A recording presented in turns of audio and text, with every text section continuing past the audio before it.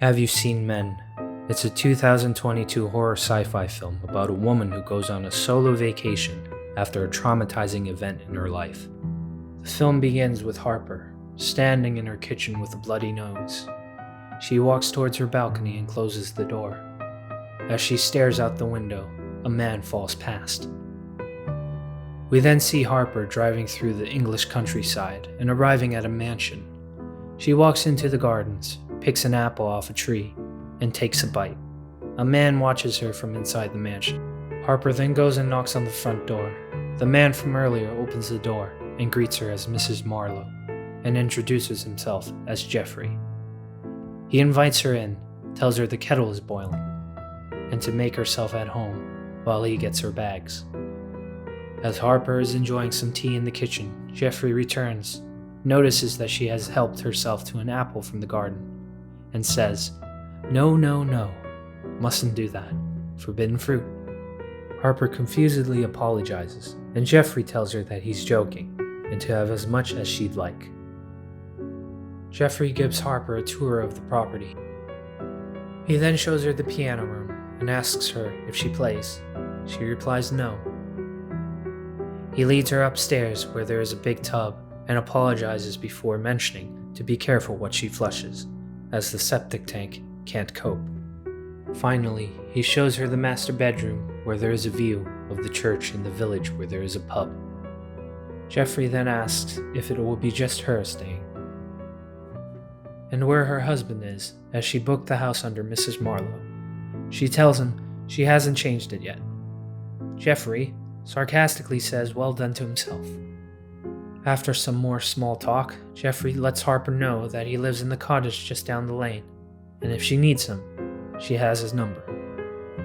Next, Harper is on a video call with her friend Riley. She tells her that she really splashed out on the accommodations, and that Jeffrey is quite the character, very country. She mentions that Jeffrey asked about her ex-husband James, as she booked it under Mrs. Marlowe out of habit. She stops Riley before she can talk and says this kind of thing will happen a lot, and she will just have to get used to it.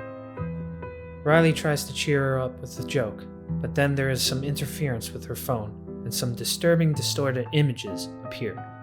They hang up.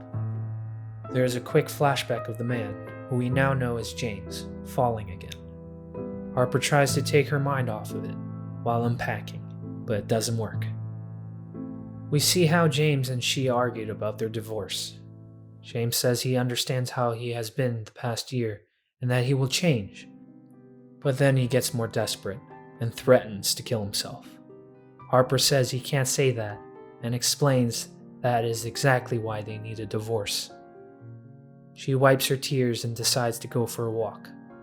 She goes through the woods and down a path enjoying nature and the weather until she arrives at a dark tunnel. She goes closer and cries out into the darkness, smiling when she hears the echo. She continues to sing a melody while listening to the echo. Suddenly she sees a silhouette of someone appear at the other end, who starts running towards her while shrieking. She begins to run away but reaches the walled-up tunnel, so she traverses the slope next to it. She makes her way through some ruined buildings until she makes it to a clearing and calms down. Looking back at the houses, she decides to take a picture, but then realizes there's a naked man standing there. She quickly leaves. We then see another flashback of where Harper arrives at where James landed. His forearm has been impaled and ripped apart by a fence. His leg is broken, and his face is expressionless. Back at the mansion, Harper is having a bath. She checks her messages to Riley, where we see she has sent her a picture of the houses with a naked man. The next morning, we see that Harper lied, and that she can play the piano. During breakfast, she has a business call. We see the naked man walk into the garden and approach the window. She doesn't notice. Riley then calls her for a tour of the house. She does so until she reaches the piano room, where she finally notices the naked man outside staring upwards. She quickly hangs up and calls the police. In a panic, she tries to give the police the details they need, but then realizes the front door is open, and a shadow moves past. She rushes over to lock it, but then a hand reaches through the letterbox. She screams, and the hand retracts. The police inform her that they are on the way. Another flashback to the argument, where James is very angry, and Harper tries to talk to Riley about how he is scaring her. James snatches the phone off of her and is not happy about what she said. He angrily asks her to unlock it and accuses her of hiding something. She says it is her phone, and James punches her. Back in the garden, the police have handcuffed the naked man, who looks quite familiar. Actually, so does the policeman. Inside the house, Harper speaks to a policewoman, saying how she thinks the naked man followed her in the woods yesterday. The policewoman says she understands it must be very frightening, but apart from smelling bad, he is probably harmless. Back on the phone with Riley, she tells her she is fine and doesn't need her to come up. Riley is concerned, but agrees. Harper wanders over to the church, admires the interior, and sits down at a pew where we continue to see the flashback after she was punched by James. Harper is furious and kicks him out of the apartment. James tries to apologize, but Harper, in a fit of rage, tells him she doesn't care about his threats of suicide or anything, and screams that he will never see her again. Her screams of despair continue in the church. A priest in the background sees her but doesn't approach. Harper calms down and heads outside into a graveyard and sees a young boy with a mask of a woman on his face, staring at her. She says hello, and the boy asks her who she is. She introduces herself, and the boy removes his mask. The 40-year-old looking kid asks if she wants to play hide and seek. She obviously doesn't want to, and apologizes while saying she isn't in the mood. The boy tries to convince her, but then the priest makes it clear that Harper doesn't want to play. The boy tells the priest to fuck off, and calls Harper a bitch, and fucks off. The priest then confronts her about her pain, and asks her to come sit and chat with him. They sit at a bench where she explains how their worst argument led him to hitting her, and him forcing his way through the apartment upstairs, and tried to climb down to their apartment, but slipped. Or jumped. She isn't sure. She talks about how she feels they made eye contact as he was falling. The priest places his hand on her leg and says he understands her feelings of guilt. He then says she must wonder why she drove him to it. She disagrees, saying she didn't drive him into it. He asks if she gave him a chance to apologize. She is confused by this question, but says that she didn't. The priest asks if she prefers to hear comfortable things or the truth. And it might be true that if she gave him a chance to apologize, he might be still alive.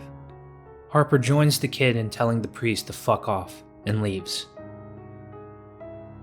We see a rotting deer covered in maggots, the naked man cutting a slit in his forehead and inserting a leaf into it, and then in contrast, the beautiful countryside. Later that evening, Harper arrives at a local pub where there are some familiar-looking patrons and a familiar-looking barman, and Jeffrey sitting at the bar. He greets Harper and buys her a drink.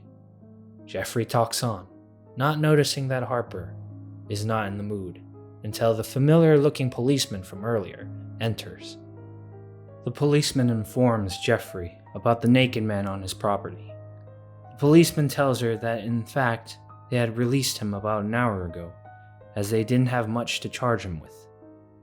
Harper exclaims that the man was stalking her, as she saw him twice, followed her, and tried to break into the house.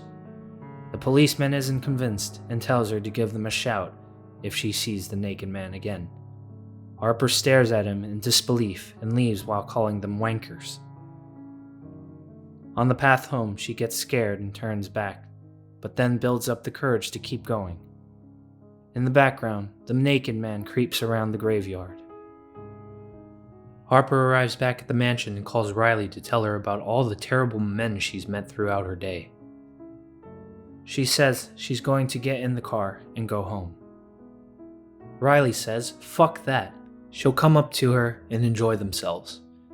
She says if that weirdo comes back, she will grab that axe by the fireplace and chop off his penis. Harper starts to give her the address, but the distorted images on the phone appear again, and the security lights outside flash on. She sends Riley her location, but she replies, "I already know where you are, you stupid bitch." The security lights turn on again, and she sees the policeman standing outside. She heads out and asks him what's happened. He doesn't reply. The lights turn off, and he is gone. Then all the apples fall out of the tree. Suddenly, one of the local patrons of the pub charges towards her while roaring. She screams and heads back inside. Harper cowers behind the kitchen counter and arms herself with a knife. She hears a bump, another bump, and then a window is smashed. She retreats into the corridor, and then there is a banging on the door.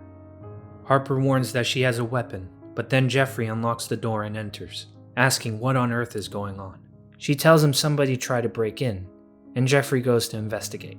He finds an injured crow on the kitchen floor. He tells Harper to look away, and he snaps the bird's neck. Harper then explains that there was someone who tried to kick the door in, and she saw the policeman. Jeffrey is confused, but says he believes her, as she doesn't seem to be a liar.